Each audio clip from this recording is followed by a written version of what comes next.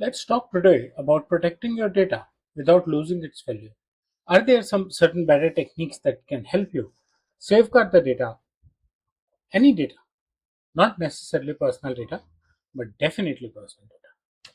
Welcome to my YouTube channel where you regularly see new content on data privacy. We are talking about protecting data without losing its own value. How do you do that? The techniques are called privacy enhancing techniques. They help you reduce privacy risks, protect personal information. They work on corporate as well. They work on information basically. They help you enable responsible use of data. They support analytics and artificial intelligence wherever required, and they complement security controls. And how do they do all these things?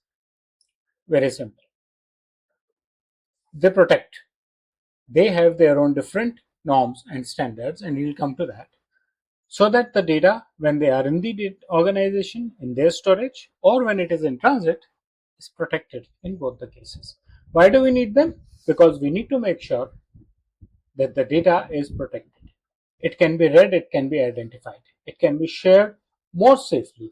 You can improve your regulatory compliance, you can enable secure collaboration, and you can help build customer trust once you apply certain privacy enhancement techniques. Some privacy enhancement techniques example that I am giving in this particular video, though I have a complete series on each and every individual of them. Data masking. One critical example of data masking is Aadhaar card. You can get a masked Aadhaar card. So what is visible is only the last 4 digits. Right? That cannot identify the entire Aadhaar number of yours. But with your name and last 4 digits, the bankers, the fintechs can do Aadhaar authentication. That is one example. Data masking can be done when you are sharing your information in print form samples. Put a sort of a label or something that hides, maybe even through a pen or something that hides the actual information. Pseudonymization. Change the data based on algorithms. Anonymization helps the same. Pseudonymization is a slightly advanced version of it. Primarily very good when you are especially transferring the data from one network to another network, so that if there is a data breach in between, no one can read the data. Pseudonymization also brings in techniques where the data is sort of a range of data and not the exact data. For example, if you are aged 50 and a research is required, instead of telling that your age is 50 to the research system, to the researchers, to the analytics people, you say this person belongs to the age group of 50 to 55, right?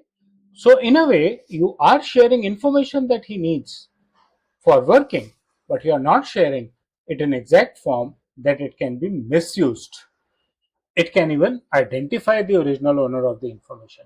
Encryption is a very well-known way of, you can say, converting data into a different algorithm. It cannot be read. Without the decryption through the same set of encryption keys, the data cannot be read. And these practices make your data processing much more safe and secure. Practical examples are healthcare research, patient identities detected. I told you in the previous example also. You have done the medical trend analysis, you have done the research of useful data, but instead of saying that this person is 50 years age, you say he belongs to an age group of 50 to 55. The agencies are able to analyze it proper and get you the proper research